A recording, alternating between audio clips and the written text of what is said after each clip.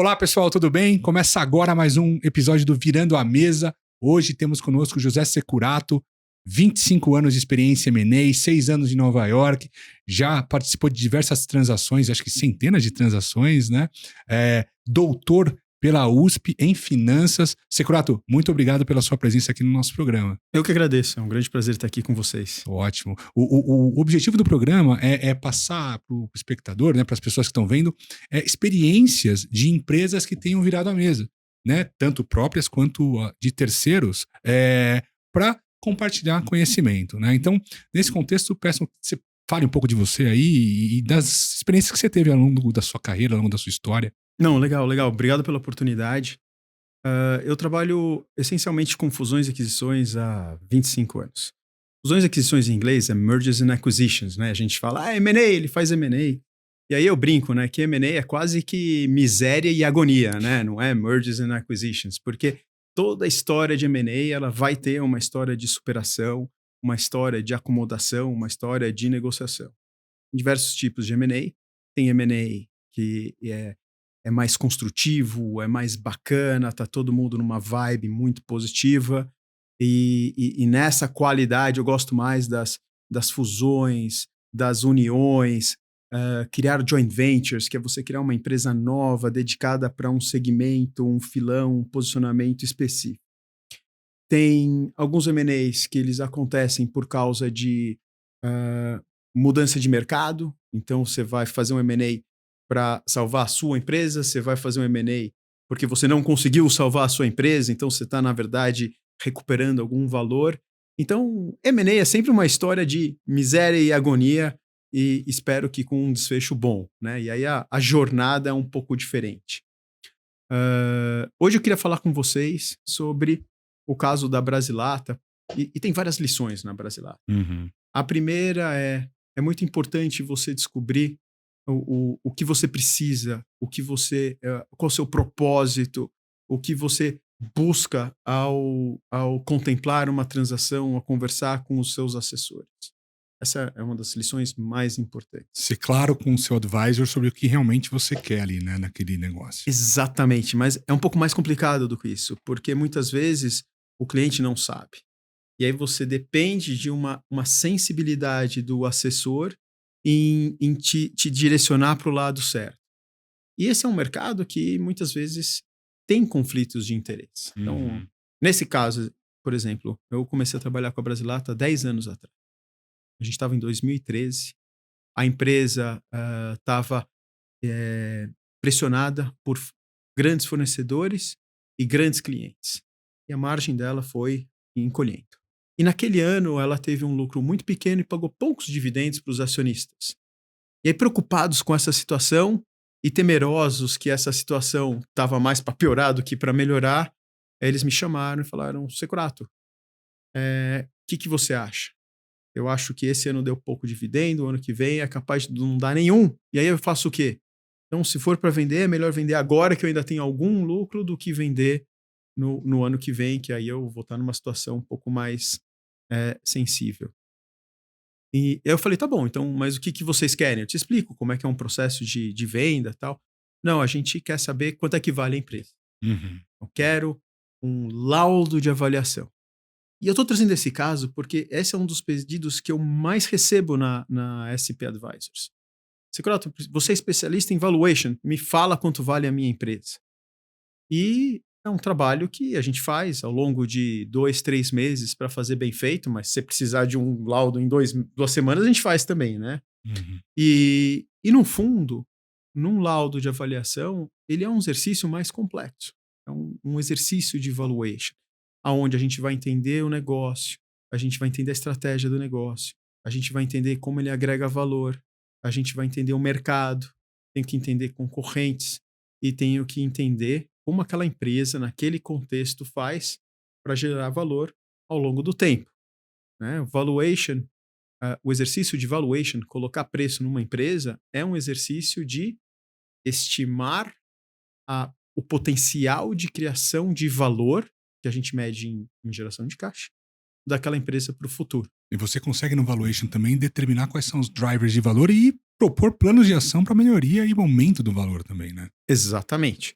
E, além disso, né, você falou de drivers de valor, esse é um conceito importante no nosso mundo, porque a partir desses drivers de valor, vai definir a minha estratégia de negociação do M&A, da venda da empresa.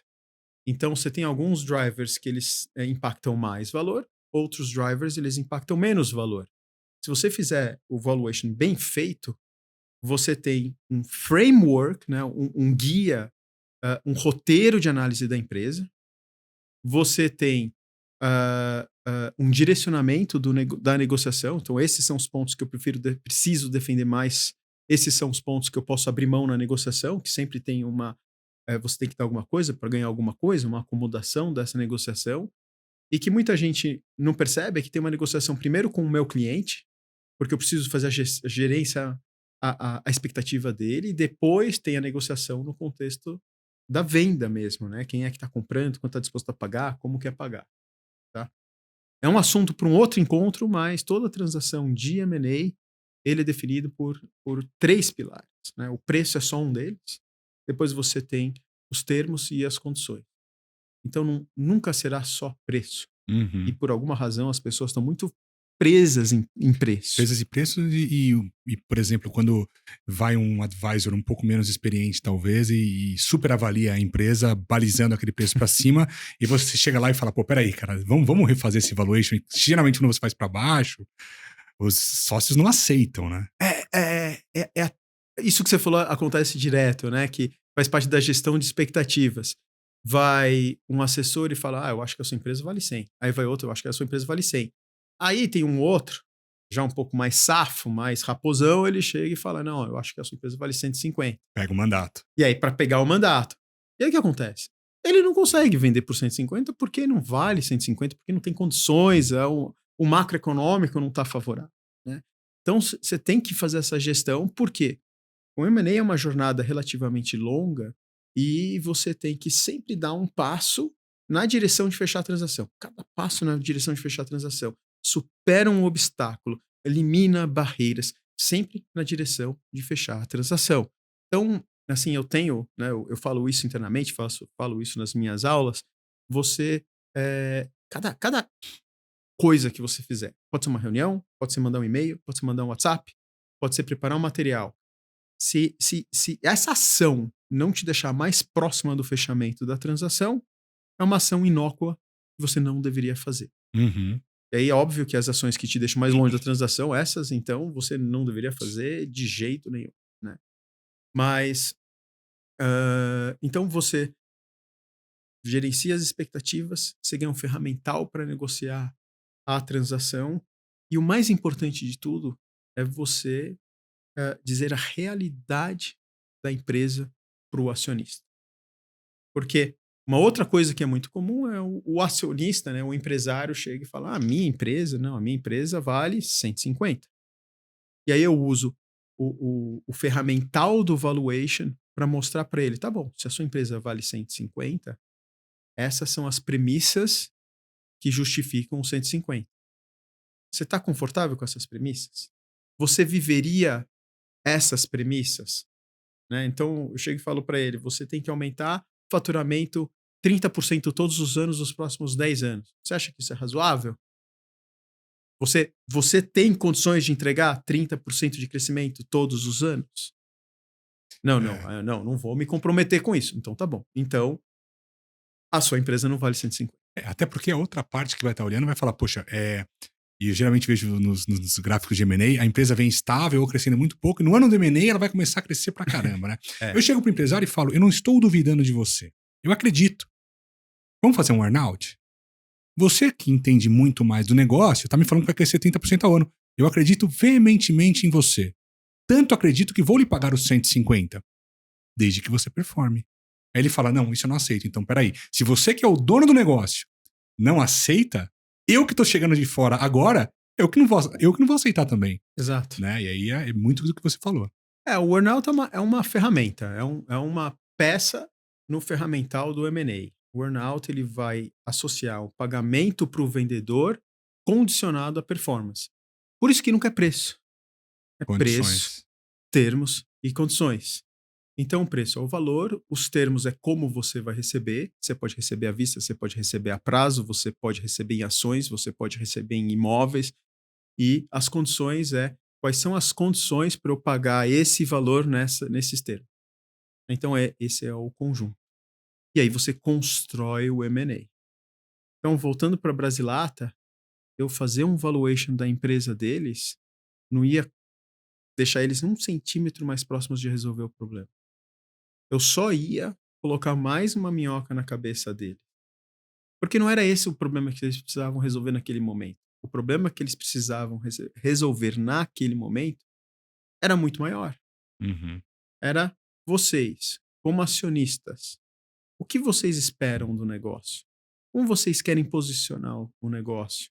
O que está errado com o negócio? Para você chegar e se encontrar nessa situação de lucros decrescentes. Na hora que a gente tiver um diagnóstico bem feito do que está acontecendo com a empresa e a gente entender quais são as expectativas do sócio, aí eu consigo te fazer uma recomendação. Se é o momento de vender ou se não é o momento de vender. Não é o preço que dita se está na hora de vender ou não. Mas sim, o que você espera como sócio, que tipo de risco você está disposto a correr, e assim vai. Então, o que a gente fez? Primeira coisa, né, o histórico da empresa ele estava sensível, porque o fundador da empresa ele ficou 2 anos com uma doença degenerativa que o afastou da empresa e ele já tinha falecido há 2 anos. Então, há 4 anos, a empresa tinha transicionado para um outro executivo interno que estava comandando a empresa. E nessa momento sensível, os acionistas, que eram os familiares, eles se afastaram do negócio. Primeira coisa que a gente fez, aproximar acionistas do negócio. Esse é um problema mais comum do que deveria ser, tá bom? Em vários dos meus processos, em vários dos meus projetos, a primeira coisa é aproximar o acionista do negócio, da empresa, da administração. Porque eles precisam entender o que está acontecendo. É muito desagradável você, acionista, chegar, olha, a empresa precisa de um aporte de capital de 50 milhões de reais. Assim, do nada, isso acontece. Não deveria, mas acontece. Aí, a gente criou um comitê mensal para reunir os acionistas e os executivos. E aí a gente começou a acompanhar o que estava acontecendo com a empresa toda semana. Os acionistas eram membros da família ou tinha fundo? Como é que era a Eles eram composição? membros da família, não eram sofisticados, mas a gente fez funcionar. Uhum. Não é porque você não teve um treinamento de finanças que você não pode acompanhar o seu investimento. Sim. É só uma questão de como você conduz aquela reunião. Quais são as suas prioridades? Com todas as reuniões a gente começava rezando, que era uma das vontades da matriarca da família, e a partir daí a gente entrava. Estratégia, geração de valor, resultado financeiro, estrutura de capital, e aí a gente foi dando o tom. E você teve uma mudança de comportamento dos executivos. Em setembro, mais ou menos, então, ao longo desse primeiro ano, 3/4 do ano, a gente fez uma troca de CEO, e aí entrou um outro CEO, com uma outra pegada, um outro treinamento, mais jovem, e no ano seguinte a gente criou um pouco de herança desse comitê que a gente fez, o conselho de administração da empresa. Não sei se foi muito além você pegou um case que era de valuation no início e transformou num advisory mesmo de gestão, né? Ou de governança e criação de valor. Exato. E o que é interessante é o seguinte: se eu tivesse focado só em ganhar dinheiro, deixa eu emitir o boleto e vou para casa, tinha feito o valuation. Então, o valuation eu teria ganhado em 3 meses, o que no outro projeto eu ganhei em 1 ano. Eu falei, ó, eu vou pegar o valor do valuation, vou dividir por 12 e vocês vão me pagar, eu vou fazer um trabalho com vocês ao longo de 12 meses. E ao longo desses 12 meses, você sai com um valuation se você quiser. Uhum. Porque eu vou ter condições de fazer o valuation depois de 12 meses acompanhando a empresa e vai ser uma coisa relativamente simples para mim. Mas eu não quero te entregar um valuation hoje porque não é isso que você precisa. E deu certo. Então eu trabalhei com eles no primeiro ano, a gente entendeu, aproximou, fizemos um diagnóstico, a empresa estava muito alavancada. Esse era o principal problema. Ela estava com, para quem 7 vezes EBITDA de alavancagem. 7 vezes significa que toda a geração de caixa dela demoraria 7 anos para pagar a dívida dela se a gente usasse todo o dinheiro só para isso. Eu não posso E com reinvestir. juros zero ainda. Exato. Eu não posso reinvestir, não posso comprar equipamento, eu não posso pagar bônus para ninguém, nada extraordinário. Tudo tem que dar certo. Uma alavancagem muito alta. Sim. E a empresa, no Brasil, nenhuma empresa aguenta 7 vezes EBITDA. Não, a gente fala em preço de stress acima de 4 ali, no limite ali, né? Aqui no Brasil, esse o que vai determinar o tamanho do distress é a alavancagem, né? 4, 5, 6, 7, mas as condições do empréstimo. Sim. Se a taxa de juros é alta, taxa. o prazo é menor. No Brasil, sempre as taxas de juros são altas. Se o prazo médio do empréstimo é mais curto, ele não acompanha, ele não acomoda uma alavancagem mais alta. Então, no Brasil, que os prazos são curtos e as taxas são altas, a gente tem como alavancagem razoável 2 a 3 vezes o que você gera de caixa em um ano, 2, 3 vezes EBITDA. Nos Estados Unidos, esse número está mais próximo de 5, porque lá as dívidas são mais longas e a taxa é mais baixa. Uma condição de mercado, né? Continuando a minha narrativa, a gente criou o conselho de administração, me tornei um conselheiro, trouxemos outros conselheiros, mas o bonito dessa história foi essa transição e como a gente fez a governança da empresa. Todo mundo fala de governança boa, governança ruim, e pouca gente realmente entende o que é governança. Aonde está a governança? Se eu te perguntar aonde está a governança, vai lá e me diz aonde você vai ler a governança, pouca gente vai saber aonde está essa resposta, né? Bom, a governança, o jeito mais simples que eu encontrei para explicar o que é governança são os direitos e obrigações das pessoas envolvidas com a empresa. São os direitos e obrigações dos acionistas, o direito e obrigação dos conselheiros, o direito e obrigação dos executivos. E naturalmente, aonde começa o direito de um, termina a obrigação do outro. Então você tem aí, elas estão conectadas. Numa estrutura ideal, que é raro no Brasil, por outras condições, não é uma coisa ruim, faz parte do amadurecimento do mercado, tá bom? Mas numa condição ideal, você tem os acionistas num plano, os executivos em outro plano, e você tem um conselho conectando os dois. E aí, qual o papel do acionista? O papel do acionista é dizer, olha, qual é o meu objetivo, o que eu quero fazer, quanto risco eu estou disposto a tomar e qual é a minha expectativa de retorno. Esse é o papel do acionista. O conselho de administração, ele deveria ditar a estratégia. Para eu fazer esse business com esse risco, com esse retorno, como eu vou fazer? Tem outras coisas que o conselho de administração é responsável, por exemplo, acompanhar a execução dos diretores, fazer a gestão de risco, mas essencialmente é um papel estratégico. E os executivos? Executar a estratégia. Por isso que o CEO, Chief Executive Officer, tem esse nome. Ele executa. O que acontece na maioria das empresas familiares, no Brasil e no mundo inteiro? É tudo uma coisa só. O fundador é o acionista, é o conselho, porque ele define a estratégia, e ele executa a estratégia que ele definiu, ele oversee, né? Ele acompanha, ele fiscaliza a administração que ele mesmo faz, e aí ele vai ajustando a expectativa dele de acionista de acordo com o andar da carruagem. Então, as coisas ficam meio confusas, né? E aí, nessa ocasião, nessa empresa, a gente teve a oportunidade de fazer tudo direito. Os acionistas ficaram no lugar dos acionistas, fazendo o papel dos acionistas. O conselho, com o seu papel, que tem representante de alguns acionistas, mas são pessoas selecionadas, pessoas capacitadas, pessoas com formação, inclusive com diversidade, formações diferentes, contribuições diferentes, para ter esse papel de definir estratégia, cobrar estratégia, de fiscalizar a administração, e os executivos estão executando. Tanto que o presidente da empresa, ele não é membro do conselho. Ele é nosso convidado, ele está lá sempre. Uhum. Ele participa, ele contribui, mas ele não vota nas questões. Então, é possível, sim, você ter uma empresa de um tamanho médio, bem organizada, bem estruturada, fazendo as coisas corretas, do jeito certo, operando num mercado legítimo, com ética, e você ter sucesso. Sim. E nesses 10 anos a gente triplicou as vendas, a gente diminuiu a alavancagem para menos de 2 vezes EBITDA, e os sócios que estavam preocupados se deveriam vender, a gente está na ponta contrária.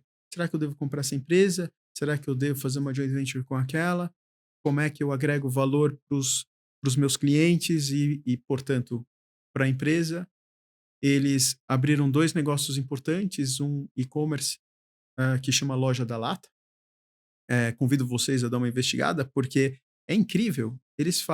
Qual que é o ah, mercado deles? Eu não eles sei. fazem lata de aço. Tá. Então, o mercado de lata de aço alimentício, ele foi todo substituído por plástico, né.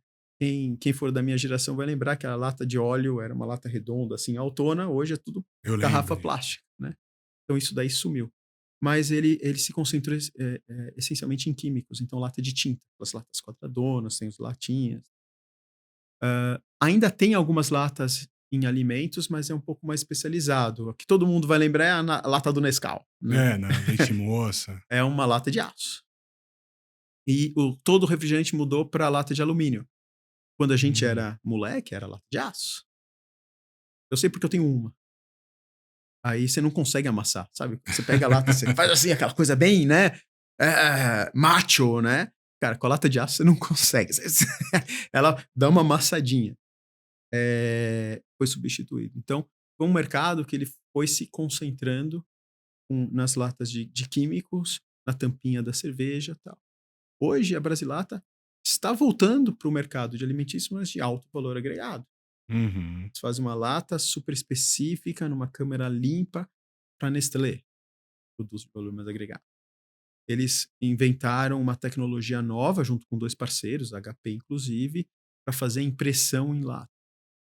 É, é, eles estão licenciando essa tecnologia para players no mundo inteiro agora. Criaram a loja da lata que eu falei para você, que é online, um e-commerce, e a gente customiza tampinhas, customiza latas, customiza embalagens, e então é uma tiragem menor. A gente conseguiu isso porque a gente tem uma impressora digital. Então hoje a empresa continua se alavancando na sua veia de inovação, mas colocou produtos de valor agregados incríveis no mercado, continua com uma governança super bem resolvida e ela conseguiu se posicionar muito bem no mercado. E nos últimos anos, eles transicionaram, saíram da Barra Funda, foram para Jundiaí, nessa oportunidade, remodelaram todo o seu parque industrial. Cato, você imagina que nessa remodelagem eles ganharam 10 dias de capital de giro? Porra, Para quem tem fábrica, pensa, você ganhar 10 dias de é um capital baita de impacto giro, positivo no capital de giro. é, E você, ainda tá- mais para quem tá alavancado. você destrava muito valor. Significa que para você crescer custa menos. Uhum. Significa que você pegou 10 dias de estoque e colocou no bolso, porque eu não Foram, preciso mais daquele estoque. foi o lead time que eles melhoraram ali nessa A gente melhorou reconfiguração? tudo. Melhorou tudo. Você replaneja. E é óbvio que no meio do caminho você troca uma máquina ou outra. Uhum. Então hoje a empresa ela está melhor estruturada, ela é mais competitiva, ela agrega mais valor para os seus clientes, ela tem uma qualidade superior, ela é mais segura. Isso é uma parte importante. Né? A segurança do trabalho é um aspecto que a gente olha É a segurança do trabalho. muito de perto. É uma empresa super humana, super bem posicionada para continuar liderando o mercado que ela já atua e que já lidera e explorando outras. Essa questão da alavancagem inicial, né, que você, quando você chegou lá, era 7 e pouco vezes. Nesse momento, vocês continuaram investindo em P&D? Como é que foi a alocação de recursos? Vocês tinham comitê de caixa ali, né? Essa hora aí você você precisa viabilizar a companhia, né? Como é que ela se alavancou demais? Foram 2 movimentos, né? A gente teve que fazer um investimento muito grande em segurança do trabalho, colocar proteção nas máquinas, isso consumiu muito caixa e não gerou um EBITDA a mais. Uhum. Então isso é um problema, porque você faz capex a tier zero Sim. e você está pagando dívida para o banco. A segunda coisa é que a gente teve acesso a uma linha de crédito do Finep dedicada para inovação, para desenvolvimento. E a empresa tem mesmo, sempre teve inovação, ela justificava essa linha, e ela veio a um custo muito baixo. Então ela teve acesso a um balde de dinheiro que ela não tinha antes, num custo muito barato. E isso, se você não tiver muita maturidade de como usar esse dinheiro, você pode fazer coisas erradas. Então a empresa, ela ficou numa expectativa de não quero mandar ninguém embora. Eu preciso defender a minha posição de mercado. E aí eles começaram a ser muito agressivos para não perder contratos e manter a fábrica operando, né, o índice de utilização das máquinas, os shifts, essas coisas altos. E aí eles não estava claro para eles que eles estavam entrando cada vez em contratos que agregavam menos valor e até destruindo valor. Quer dizer, venderam com margem, talvez produtos ou linhas de produto com margens negativas. Essencialmente, eles tinham que ter encolhido a empresa e eles não tiveram coragem de fazer isso. E quando você tem acesso a caixa novo, você não tem a pressão financeira para fazer isso, porque, né, o dinheiro está lá no caixa e você consegue superar isso. E aí, quando esse dinheiro acabou, a empresa estava super alavancada e aí eles tiveram que fazer as mudanças. A gente teve que mandar a gente embora, a gente teve que abrir mão de contrato, a gente teve que reposicionar a empresa. Mas essas discussões elas só ficaram claras naquele primeiro ano. Você acha que esse primeiro ano foi o ano de virada de mesa da empresa? Foi o ano da virada de mesa. Ah, Esse foi o ano. E tudo começou com um pedido dos acionistas: quanto é que vale a minha empresa? E aí eu falei: olha, não sei quanto vale a sua empresa, eu vou te falar quanto vale a sua empresa e quanto ela vale em função das expectativas econômicas dela, mas eu acho muito pouco provável que alguém vai pagar isso por ela. Se você me disser que a empresa vale o que ela paga, esse número que eu vou te dar no relatório vai estar errado. Então, uma coisa é quanto ela tem condição de girar de valor, outra coisa é quanto alguém está disposto a pagar. sim. São duas coisas diferentes. É a distinção Essa, de preço e valor, né? o Buffett falou, né? Preço é quando você paga, valor é que você leva. Sim. Eu sei te dar o valor, eu não sei te dar o preço.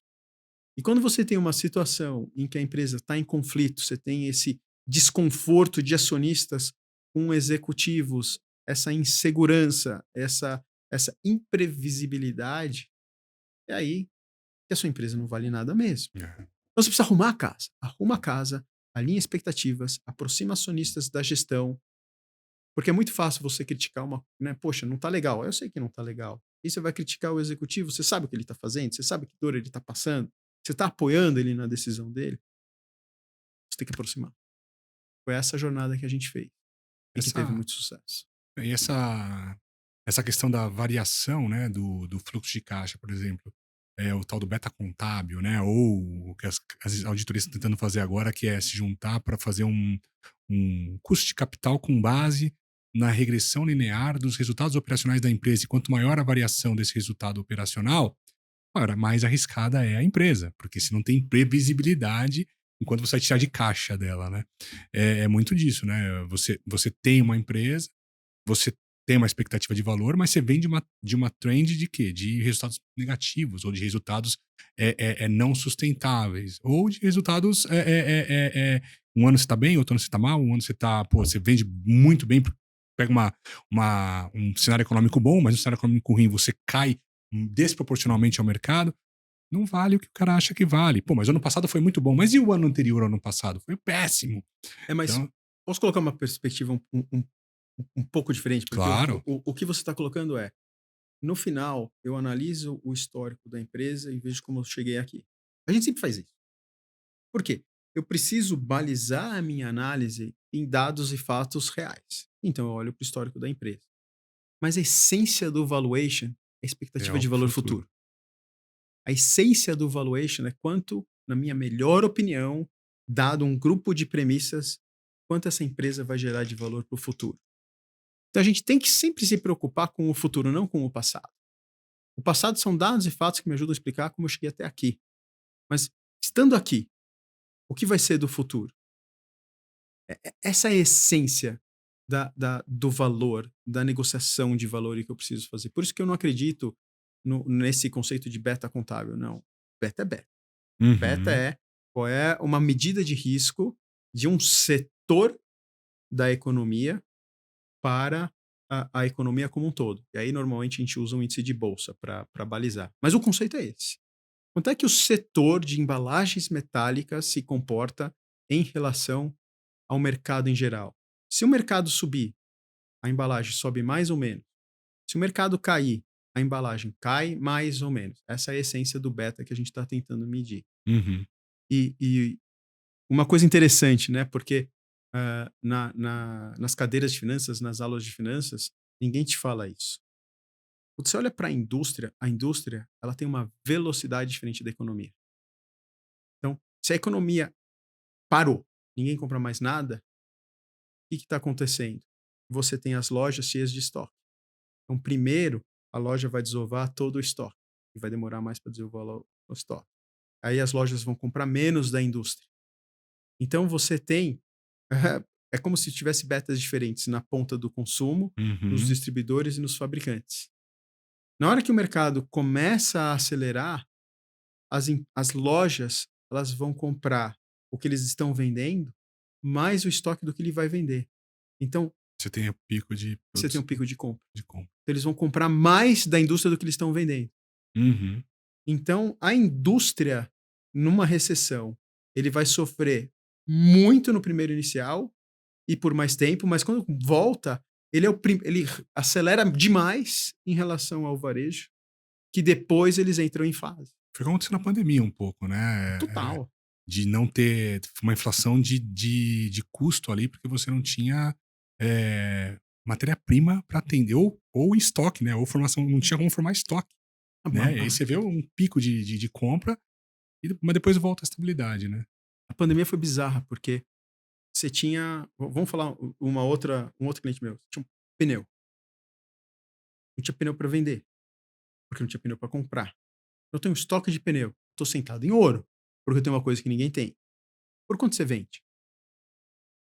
Porque o preço antigo não é referência. Você tem que ver qual é a demanda do pneu naquele momento. A curva, né? Oferta, demanda, Pois é, preço. mas na hora que eu vendo o pneu, eu não sei se por quanto eu vendi eu consigo repor meu estoque. Porque eu não estou conseguindo comprar. Uhum. E aí você faz o quê? Você vende pneu, você segura o pneu, você vende mais caro. O que você faz? São decisões difíceis durante a pandemia. É. Esse caso, numa decisão dessa, vai muito também da situação micro da empresa ali. Tenho caixa, não tenho caixa, tenho como bancar um período sem venda, mas a gente viu vários setores também atrasando, uma construção civil, por exemplo. Teve o INCC super alto, Uhum. né? E não estava vendendo mais imóveis. Estava entregando os imóveis que estavam em construção ali.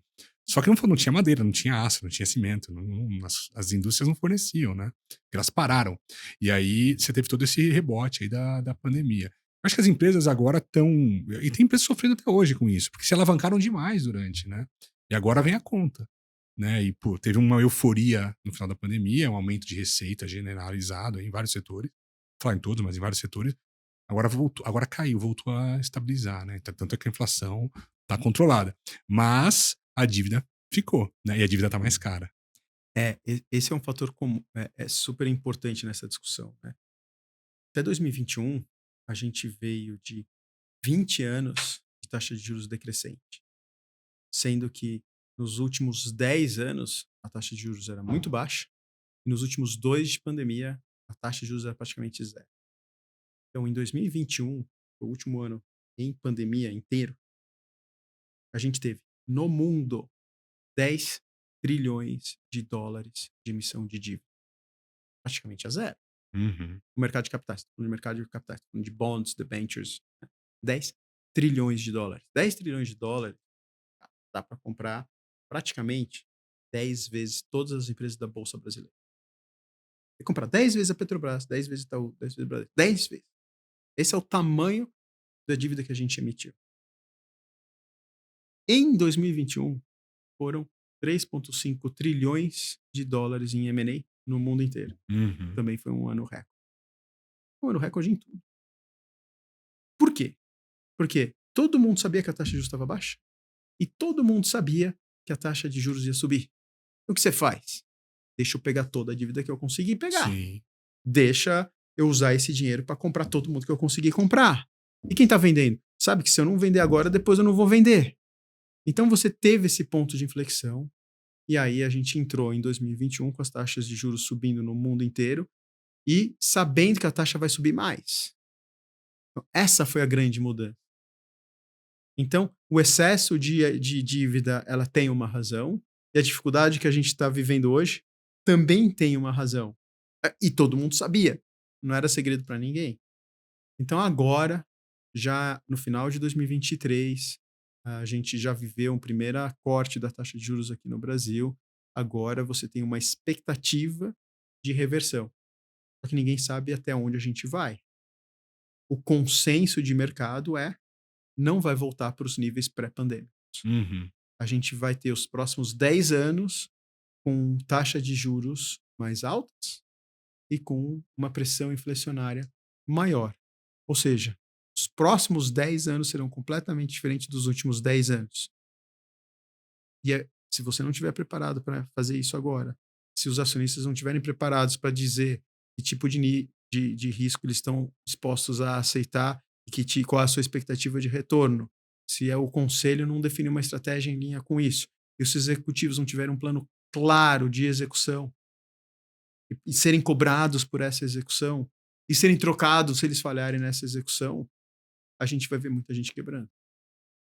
Quem trabalha com turnaround tá esperando um momento muito bom para aquisição de empresas em distress M&A. Empresas que se alavancaram demais, o nível de alavancagem é alto, muita recuperação judicial e muita oportunidade boa, né, de comprar empresas realmente pela dívida, ou fazer um turnaround mais agressivo ali e uma reestruturação. Vários private equities também estão desinvestindo agora, né? E muita coisa muito private equity acabou errando a mão ali nos M&As, né? E nas teses de investimento, né? Você tem algum exemplo você fez algum M&A para private equity já? Como é que eles pensam aí? O pessoal que está vendo aqui o programa é do mercado financeiro e alguns trabalham em private equity, imagino que, mas ainda não é uma atividade tão comum e tão conhecida, né? O investimento de private equity. O de distress M&A menos ainda, né? Fundos de distress é muito menos, mas o private equity ainda o público em geral não conhece. Tá bom. Eu vou dividir em duas partes. A primeira parte falando sobre distress. Eu acho que a oportunidade de distress no Brasil ela é menor. Por que ela é menor? Porque o Brasil é um país em distress. Então, o que a gente está vivendo hoje de aumento de taxa de juros, de inflação mais alta, é algo que, de certa forma, a gente, não vou dizer que a gente está acostumado e que a gente gosta, mas que a gente lida muito bem com essa realidade. Quando é que foi a última vez que a gente teve um aumento substancial da taxa de juros? Foi antes de ontem, né? Então, no Brasil, você tem gestores de ativos, gestores de fundos de private equity, gestores de empresas que estão acostumados a fazer gestão do ativo, do fundo, da empresa nessas condições.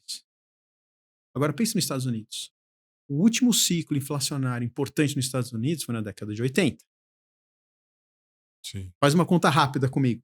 Se você tinha 20 anos na década de 80, você está com 60, 65 anos hoje.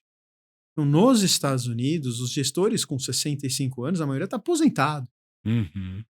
Ou seja, nos Estados Unidos, a maior parte dos gestores de ativos e fundos de empresa não viveram o que a gente está vivendo hoje. Mas no Brasil, sim. Então, não é que no Brasil não vai ter distress e que não é e tem empresa alavancada e vai ter M&A por isso, mas eu acho que proporcionalmente vai ter menos. Nos Estados Unidos, a minha expectativa é que isso seja um pouco mais dramático, tenha uma insegurança maior, que seja um mercado mais volátil, mais, a gente chama isso de free for all, né? Tudo ou nada, né? do que vai ser no Brasil. Pela incapacidade desses gestores em gerir os... Incapacidade não, mas Não, pela ausência de inexperiência. pessoas não experientes para gerir o turnaround. A gente, comparativamente, tem mais experiência com esse problema do que ele. Acho que esse é um aspecto super interessante. Os executivos brasileiros são bem valorizados fora do Brasil, né? No Brasil também, mas os executivos que sobreviveram ao Brasil... né? A gente fala, né? Para operar no Brasil não pode ser amador, né? Então, sim, eu acho que esse é um aspecto importante. Isso é bom e ruim. Porque se você é um fundo de distress, você vai buscar oportunidades no Brasil ou nos Estados Unidos? Pois é. Eu vou onde a competição é menor, né? Para adquirir o ativo, né? Onde a competição é menor, aonde tem mais oportunidades, aonde tem mais oportunidades que não deveriam ser oportunidades. Uhum. Entendeu o que eu tô falando? Sim. Poxa, essa empresa não devia estar nesse nível de distress. Vai lá e compra que você vai pagar barato. Vai ser um bom negócio. Então, é bom e é ruim. O segundo ponto dos fundos de private equity. Eu não acho que os fundos de private equity erraram. Eu não acho que o mercado errou. Porque era outra realidade. Era uma realidade de excesso de liquidez no mercado. Tinha muito dinheiro. A um custo muito barato. E você precisa colocar esse dinheiro para trabalhar. Então a realidade do mercado era diferente. Se você não fosse mais agressivo, se você não fosse mais assertivo, você não colocava esse dinheiro para trabalhar, você não estava fazendo seu papel. Exato. De alocação, né? Alocador de recursos. O fundo de private equity levantou dinheiro com pessoas que queriam que ele fizesse isso. Eles apresentaram as suas teses de investimento com pessoas que validaram e apostaram nessa tese. As pessoas validaram, compraram a ideia e eles tomaram a decisão com base nas melhores informações que eles tinham ali com uma intenção boa. Né? Exato. Então não dá para falar que eles erraram. Sim. Tecnicamente eles não erraram. O que aconteceu é que o mercado mudou, as premissas mudaram. E quando mudaram as premissas, essencialmente a mudança de liquidez no mercado, taxa de juros baixa, excesso de dinheiro, agora a taxa de juros está alta, porque não tem dinheiro, é a velha relação oferta-demanda.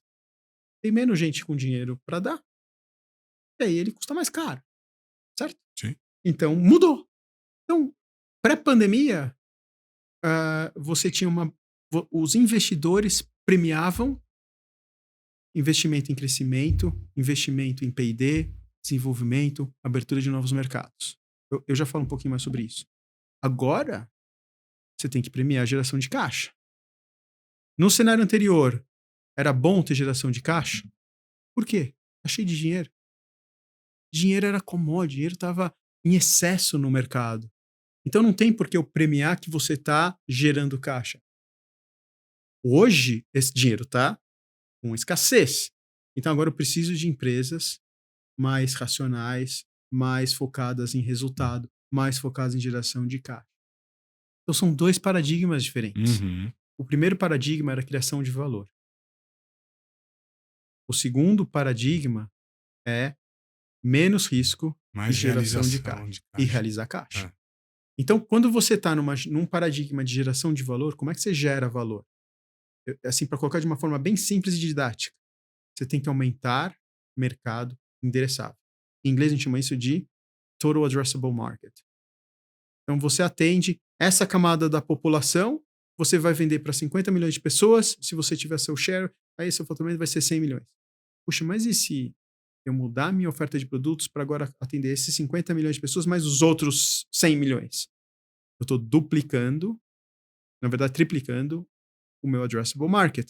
Eu estou trazendo 100 milhões de pessoas novas que eu vou atender a mais das 50 que eu tinha. Então, por isso que eu vou triplicar o valor da companhia. Sim. Então, quanto eu preciso investir para triplicar o valor da economia? É uma equação, é uma conta fácil de fazer.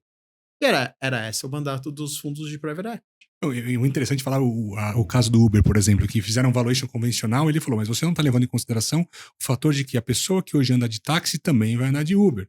O cara que anda de ônibus vai andar de Uber. O cara que tem carro vai andar de Uber. À medida que eu for crescendo esse negócio e ficar tão barato, tão conveniente, o preço unitário cai e um total addressable market, ele também cresce. Mas no Uber, vou te dar um exemplo melhor de aumento de addressable market. Eles começaram a fazer entrega de comida. Sim. Motoboy também, moto, né? Depois eles colocaram moto. Táxi também. E lá nos tempos áureos eles estavam especulando se iam colocar helicóptero. Drone, daqui a pouco. Drone poderia ser. Então, é isso que eu tô chamando de aumentar o addressable market. né? O mercado que você vai adressar ou vai Endereçar. atender É. com um carro é um. Mas quando eu começo a fazer outras coisas, aí eu tô aumentando o que a empresa faz, tô aumentando o valor intrínseco dela. O iFood, por exemplo, tá com eles têm as dark kitchens deles, que eles promovem as próprias marcas e os próprios restaurantes também.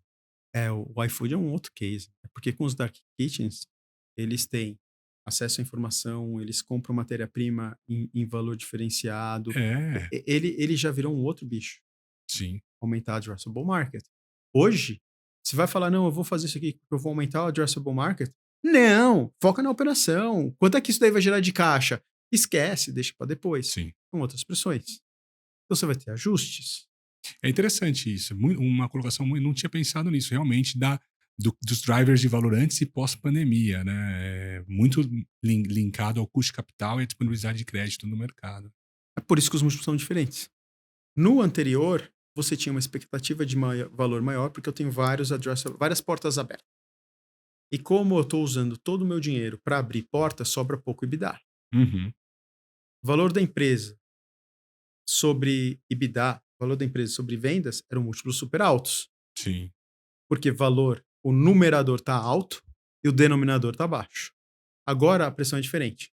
Eu preciso de um denominador maior. Se tudo ficasse igual com um denominador maior, o múltiplo cai. Mas não ficou tudo igual. Eu fui, porque eu preciso de dinheiro, eu fechei essa porta, fechei essa porta, fechei essa porta, então o valor também caiu. Então, pré-pandemia, o múltiplo de 10 vezes faturamento não era nenhum absurdo. Só que agora a empresa não vale tudo isso, ela vale metade. Então a gente já está em 5 vezes faturamento.